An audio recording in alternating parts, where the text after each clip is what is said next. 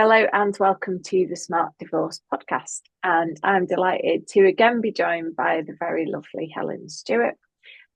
We are going to be talking therapy again today, but more from the perspective of adults having therapy and why they should consider it when they're going through divorce to help out their entire family. So, Helen, welcome.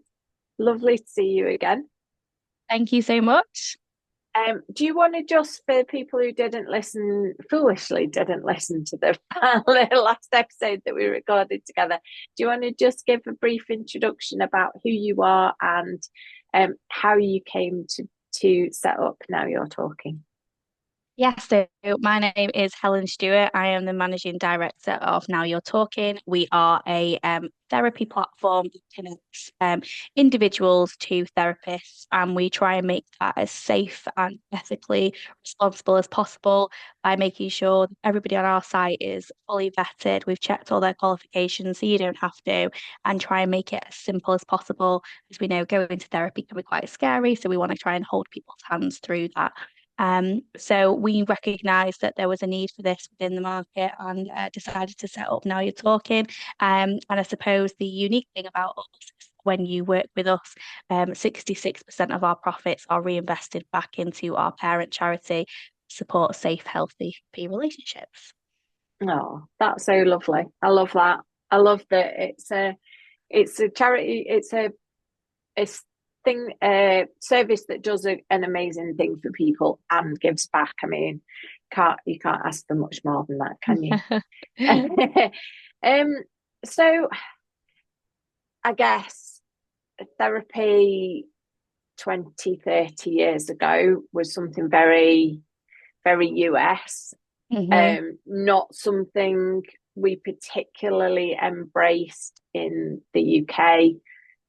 You were more thought that, oh crikey, if you need therapy, like think you it must be really serious. Whereas Hmm. I think in the US, more sort of everybody had a therapist and it was more kind of normal and that was kind of what you did. Are things changing in the UK? I think so. I think it's slow, I would say. And there's also a real like north-south divide when it comes to therapy that I'm finding as well. So I think that then you're absolutely right. I think in the US it's very openly talked about.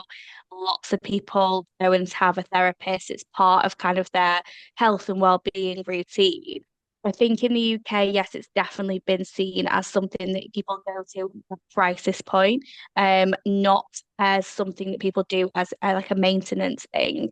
And quite often, actually, therapy is great in a crisis, but it would work much better if we'd gone before the crisis happened, which I know is really hard to kind of predict. You can kind of feel things spiraling, that's when it's going to help the most. Um, but yeah, in terms of like this north-south divide, I do find that kind of, especially I've been doing some work around in London, and that is becoming more acceptable. People are talking about it more. I definitely think that in the north, we've still got this bit of a mantra of like we're really tough and we don't have to do anything, we'll be fine. But yeah, it is changing slowly. I think there's more open conversations about it. I mean, it's funny because obviously what I do, I talk to my friends about it all day long. So I'm almost in a bit of a bubble with it and thinking that it is changing. But I've been doing quite a bit of stuff on social media and LinkedIn and talking to people as well about kind of what those fears are about accessing therapy. And I think ultimately it is the stigma to it still. I think you're right, unfortunately. On your platform, because there are lots of different types of therapy, aren't there? Yeah. And it is really important to find the right one for you, the right one that works for you. So, do you have different types of therapists on your platform, or is it just one type? And how should people go about working out what's going to work for Mm. them? So I think the therapy world can feel a little bit overwhelming sometimes if you start really getting down into kind of the modalities of therapy. So You have kind of person-centered therapy, which is very much about kind of being led by the client, and that's quite good for when you're kind of wanting to kind of work through issues and kind of have someone kind of support you through that. And then you go into kind of more structured types of therapy. So that could be cognitive behavioral therapy, could be EMDR therapy, like tapping therapy, and that's very specific focus to a lot of times it's used with trauma. You've got psychodynamic, which is a little bit more challenging, I would say, in terms of a therapy type. And the integrative therapists as well that kind of blend a lot of the different therapy styles. So there's lots of different types. And what I would say is that we kind of have a bit of a menu on our website, so people kind of say which kind of type that they do. But quite often, it's just about kind of talking to somebody. So unless you are, have a particular trauma or you want specific, I would say, just kind of taking that first step and talking to a therapist, talking about their style. And I think style is probably a better way to encompass it because I think mentality kind of sounds a bit, what I don't understand what that means, but actually each therapist will have their own different style. And what we do now you're talking is that you're able to kind of book a connection call with therapists. And that's free of charge. So you get a bit of a feel about what their style is. You get some therapists that can be quite directive and quite challenging, and that works really well for people. Sometimes people feel like that's what they need, whereas you've got others that are very much there to listen and guide you and offer that space to feel safe. I mean, both of them offer a space to feel safe, but they will be slightly different in terms of Yeah. how they communicate and how they work with you. No, that makes complete sense. No, in the past, like I've tried talking therapy, and for me personally, that didn't work because I didn't feel like I was working. Like I needed more from it, and I ended up with doing hypnotherapy, which like I Yeah, felt like something was happening and changes were being made. But I also know lots of people who've worked with talking therapists, and that's worked tremendously well. yeah. And I have sent people to hypnotherapists where they've gone, that was madness, not for me. And that's it. I think we're all really different and we'll all respond, differently to things. I think that I've had a bit of a blend of different therapists over the years. And at different times of my life, I've needed different people. So it's just about kind of finding what suits you for that moment. But also, being able to kind of speak quite openly when that doesn't feel right for you as well is really important. And I think for us, that is our number one priority is that this is only going to work if this feels like the right fit for you. And that will be different for lots of people. Yeah, definitely. So this series of the podcast, we're talking about co-parenting, and we talked last time about how therapy might work for children themselves. But I want to think about how therapy might help the parents to help the children through, to help them become more resilient. I guess it's that put your own gas mask on first before you help anybody else, that kind of thinking, really. So Yeah. would your thought be around that? So I think following on from the previous series when we talked about sort of therapy for young people that are going through a divorce, I think that we spoke about there is this tendency to maybe overly lean on children as to kind of as a support network because they're in the house and they're there. So I think being really clear about the boundaries of that is really important. I think when people are going through turmoil and especially a divorce, there is so much to be done. There are paperwork, there's meetings, there's all these different things that are happening, and you just get pushed to the bottom of that pile. Now, I don't necessarily think that therapy during a divorce it might be helpful. Actually, I think it's something that we can kind of look at afterwards and kind of work together and kind of make sense of it. But I think we often just go, oh, that doesn't matter, we don't need it. When it comes to co-parenting, depending on kind of the breakdown of that relationship, if that has been um kind of pushed more by one person, if the breakdown, is to do with infidelity, there can be lots of emotion there and lots of conflict still. And it's about how can you move forward and be the best co-parents you can be, because there is no point you being the best parent for your children or your child if you can't be best co-parents as well, because it just contradicts each other. So actually having therapy to kind of work through some of those conflicts. And again, I spoke last time that it's not a magic wand, it takes time, but being able to compartmentalize, okay, that's what happened in our relationship. And you could feel really sad about that. You could feel really angry about that, lots of different emotions. Actually, when it comes to being a co-parent, we both need to show up. We both need to be on the same team, and we both need to become, and children, they are seeking stability a lot of the time. And if they can find stability within quite a rocky period, you can set things up for them to make sure that they can, look back on that and think, actually, my parents did the best that they could, and they try to do that in the most supportive way possible. So therapy can really help kind of work through some of those issues, and sort of start you off on a stead of, we're doing this because I want to show up the best I can for my children. Yeah, I love that. Absolutely. There are going to be situations where there's been a traumatic relationship, where there's been domestic abuse in that relationship, and co-parenting just isn't going to be possible. How can the parent who's experienced that, the victim survivor, how can therapy help them to parent their children in the best possible way, knowing that co-parenting is not going to be a feasible option for them? I think that's a really important question, because there are multiple layers in that, isn't there? And so I think first and foremost, I think there is the trauma to address and kind of work with, domestic abuse. It's incredibly, it's a horrendous thing for anyone to go through.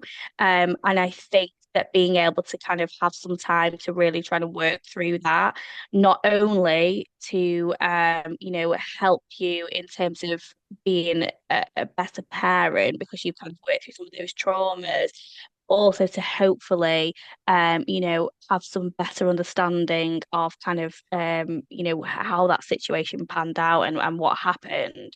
As well as kind of coping mechanisms with that. So I think that's kind of the first area.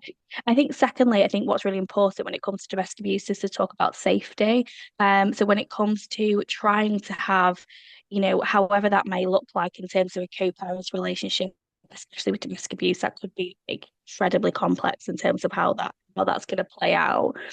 So about kind of safety, about are you feeling safe within that relationship as a co-parent? Is the child feeling safe within that as well? To try and kind of work through that. I think there is so much complexity with. I have to keep trying to clear my throat. I think there is so much complexity when it comes to domestic abuse, and that having something that can kind of guide you, that isn't someone who's like an immediate network as well, because actually people have their own opinions, people form their own judgments on people. And actually that's not sometimes very helpful. So actually having someone that's outside of that situation can really support that as well. No, I think you're absolutely right. I think that's massively important. This is I guess, $1 million question that you're probably not going to be able to answer. But if somebody is considering therapy, they're going through divorce and they're finding it tricky and they feel like they need some support, how often should they have therapy? And this is probably the how long's a piece of string, but how long would you expect it to take? Yeah. Bearing in mind that we have sort of said it's important to have kind of maintenance therapy and to keep yourself on an even keel kind of throughout. but Yeah. actually deal with what's going on, what would you suggest? I would say, I think for people who can go through specific circumstances, I think every fortnight is probably a good place to start. So going every 2 weeks, because that then gives you kind of a good space between your appointments to then maybe put some of the things into action, or some of those reflections, and kind of space for you to kind of think about what's been talked about. Um, but, some people, for whatever reasons, that could be financial reasons, or, other reasons, can be that's not possible. And it might be that it's monthly. Or, or people go weekly as well. So I think fortnightly is a good kind of baseline, is probably quite good in terms of a place to start. In terms of how long, so yeah, oh, just piece of string. It's really difficult. But I would say that if you are serious about having therapy, you really do have to commit to it, because what you don't want to do is sort of have a couple of sessions, scratch the surface, and it feel like, you've not gone anywhere with it, because you haven't, it's really scary to lay yourself down to somebody. And, if you're going through trauma that maybe you don't want to talk about because it's really hard, and, you worried about opening Pandora's box, all those different things, it can be really scary. But if you really commit to that and you say, do you know what? I'm committed to doing this for a good length of time, you might not need it every fortnight eventually. You could reduce that down to every once a month. I know some people do like a check-in every 3 months, so it moves as you kind of grow and kind of go through that process. But yeah, I would say that if you can, like, really try and kind of commit yourself to, at least 6 to 8 sessions in the beginning. And actually, once you've kind of passed that, because the start of therapy is very much about you telling your story. It's about kind of, it's getting to know your therapist, they're getting to know you, and there's a lot when you first start, depending on kind of how you've ended up or come to therapy, whatever that is. There's a lot of laying bare in the beginning, and it's building trust with that therapist. And what you don't want to do is to that point where you're actually going to start being able to take something from it, maybe to make some changes, have some coping mechanisms, all those kind of things, and kind of stop that process. So yeah, I would say if you can commit to it, and really do it for a considerable amount of time, that's kind of best way to approach it. That makes sense. And is there, so I had a friend who was having therapy, and they'd uncovered some trauma in their past, and there was it was progressive for probably 6 months, and then I would say they carried on seeing them, but actually no changes were being made, and it wasn't particularly it wasn't moving them forward after a certain point. But they didn't want to go back to having to explain all of the things and to reliving the trauma with another therapist. What would your view on that be? Is there a point that you can get to with a therapist where it's like the work with that person is done and you need to move on? Yeah, I think it's really important. A really great question. I think, yeah, it probably can get to that point where you feel like you've taken it as far as you can. What I would say is, I would absolutely have an open conversation with your therapist and say, look, this is how I'm feeling, because it might be that they've got, some other tools within their bag that they're able to be like, okay, well, we can try this and we can do something different, to avoid kind of you having to go to somebody else and kind of start again. Or it might be that you take a little bit of a break and you kind of, take some time for yourself. And then if you feel like you want to kind of start that with somebody else, then start it. But, be again honest with that new therapist and explain, like, in a way that you can move forward without having to unpack a lot of that trauma again. There are ways that they can help facilitate that. But yeah, first and foremost, I would say have a conversation, because more often than not, there will be, something within their skill set that they'll be able to kind of change and do something a little bit differently. That's good advice, that. And I think a lot of people feel that's a difficult conversation because they feel that it's criticism of the therapist, but the other option is you're going to leave and go somewhere else. So at least you give them the opportunity to the therapist to make some changes and to be there for you and to help you through whatever's not working any longer. So it does make complete sense to do. And I think I can speak, you know, for a lot of therapists that would say that they would always welcome that conversation. You know, it might be a difficult conversation, and you might find that therapists will often kind of feel the same way too sometimes. But again, if they're kind of very client-led, they're kind of going with you. So actually that could be a really welcome conversation, but also, you know, a really you know, helpful way to find, you know, a new way of working with each other. You know, it's all about ultimately, you know, you are paying for a service and you've got to be able to get out of it, you know, the value that you put in it. So it's really important that you're able to have that chat. And you can even you know, there's like some contracting that you can do with therapists at the beginning when you start to say this is what I need, or this is how I prefer to work, and you can kind of revisit that as well. Every therapist is different, you know, there's also a way of doing things as well. Yeah, no, that's fair enough. There are lots of divorce coaches out there now, and a lot of them I know, and a lot of them are absolutely fantastic. It's very difficult because there are so many professionals in the area of divorce, and you could end up with a lot. And people obviously have a limited resource in most cases, and kind of want to pick the right person for the right job and the right people in their team that they need. So how does the therapist differ from a coach? Because there are coaches, you know, you could have a coach for absolutely everything now, and divorce coaches are incredibly valuable and doing an amazing job. But when might I need a therapist rather than a divorce coach? So I think that with a therapist, they will work with you more through that emotional pain. You know, there is a lot of complex emotions with divorce, and I think a big thing which talked about as much, but that grief around kind of the ending of that relationship, and you know, grief when, I can't remember the name for it now, but when somebody's still there, but you're not with them in a relationship, or you know, and that sort of thing. And they will help you work with kind of both past and present, and kind of working through some of those emotions.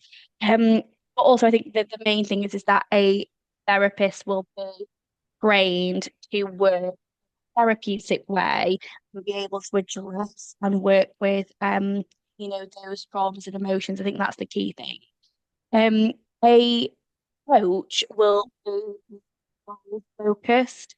So kind of very sort of in the present, and kind of work through your like different goals, and you know, kind of, you know, what you're looking for in the next chapter of your life. You know, now this, you know, this divorce has happened, you know, how you can move on to the next chapter. So I think they're both really really great professionals to have around, and you can use them for those different things. But I definitely think if there are some really, I don't think that you can go to a coach and be ready to move forward if you've not really addressed kind of those complex issues in the beginning. You know, if there is trauma, if there is you know, that working through that grief, through some of those emotional complexities. They can definitely complement each other, is what I would say. But there is a time and a place for both of those professionals. Yeah, agreed. Because if you're dealing with deep trauma, you can't make good decisions, and you can't think of the future, and you can't move forward. And you need to address and recover from, and be helped to recover from that before you can start moving forward. And I think you're absolutely right in that coaches they are a brilliant form of emotional support, and can kind of talk you through mistakes that you've made in previous relationships and help prepare you for your next chapter and the next things you're going to do. And some of them can give some incredible practical support in getting through the divorce. But as you say, they're not trained as therapists. They can't look back with you and help you to deal with past trauma. Absolutely. And a good coach, we often get referrals through from coaches because they are brilliant at identifying when actually, this isn't going to work because there are some deep-rooted issues that kind of need to be worked through. So we work with some brilliant coaches that refer people onto us that would be better off having some therapy before kind of moving on to the coaching side. And divorce coaches was something I had never heard about until probably about 6 months ago. And I met a couple at a networking event, and I was like, oh, you're great. What a great idea. Oh, there is some amazing divorce coaches out there, and we work with quite a number, but probably I didn't know about them until I started doing this work, but that still would be sort of 6 or 7 years ago. Yeah. But they're definitely, they can help do some of the work that previously you might have relied on your solicitor for. Yes. And that they're the wrong person. And I think therapy almost falls into that bucket of, in the past, you might have tried to use your solicitor. You don't want to be trying to use your solicitor to deal with emotional part of your divorce. Yes. So you will spend an absolute fortune with a box of tissues in your solicitor's office, and they cannot help you to move through it. You need a therapist. And however you feel about therapy, you need to kind of get over it and just go and see somebody. And I think once people have experienced therapy, there perhaps be less of a stigma. And that's it, isn't it? I think, your solicitor's there to do the practical stuff, to kind of move you through that process. And I think if you were to kind of, write down the money that was spent because you'd spent, an hour, crying, being really upset, talking through it, compared to actually the money that was spent on the divorce, people would probably go, well, I need to spend that money, with somebody trained to kind of talk me through that. Because actually you're not, yes, you're offloading, but you're not actually getting anything like from that process, which sounds really harsh to say, but I think it's the reality of it. And again, I think coaching is quite trendy, I would say, these days. I think if you've got a coach, people are like, oh, you're trying to do better with your life. Whereas I think we've still got this thing that, well, if you've got a therapist, then there's something wrong. And I think it's about trying to kind of rebalance that as well, because actually both are working towards kind of, trying to create the best version of yourself, but just in different ways. Yeah, absolutely. I do think it helps that some celebrities are now coming forward and talking about the therapy that they had and have on an ongoing basis, because it makes it a bit more, although maybe not, I was going to say a little bit more normal, but a bit like you don't have to be you don't have to be in a really bad place. You don't have to be in the Priory because you've got a therapist. And I think that was the sort of thought was, if you need to see a therapist, there must be something serious wrong with you. Whereas it's not that at all. No. And Emma Willis and her partner have just done a really interesting documentary. I don't know if you've seen it, where they are following people inside therapy rooms, kind of sitting and listening and for their first appointments. And so that is really interesting. And I think that gives a really practical insight into what it's like, not from a celebrity point of view, but from actually just real people. So yeah, I think that's been a great addition to the therapy world. Absolutely, I like them too. They're good value for money as well. They are. We're coming to the end of our time together. Is there anything that you want to add to what we've talked about today? Yeah, I think the most important thing is it's understanding that this is sort of incredibly difficult thing to go through, a divorce, trying to navigate co-parenting, trying to navigate, your own emotions, trying to navigate your children's emotions, grandparents' emotions, I feel like that's a whole different kind of topic on top of that as well. Because It's a lot, and I think you have to remember that you are really important in that process, and your mental well-being is really important, and you have to take care of yourself. And there are options out there for you to be able to do that in a way that suits you, and that can be a great tool for you to kind of work through this. Um, Whether that comes to you being able to process some of the trauma, process the grief, process those complex emotions, whether that's, understanding what your role will be when it comes to co-parenting, all of those things that kind of come with a divorce. I think that therapy can be a huge, catalyst in helping make some of those changes.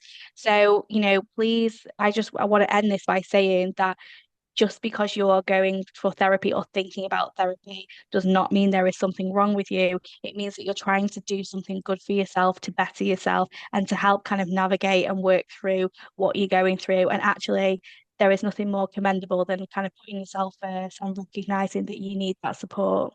Yeah, absolutely. It's like taking exercise or eating well and drinking plenty of water. It should be part and parcel of looking after yourself, making sure you're in the best possible condition that you can be for your children, for your family, but also so that you can make the best possible decisions in your divorce for your and your family's future as well. So Helen, thank you so much. It's been fantastic to talk to you again. I really appreciate you joining me.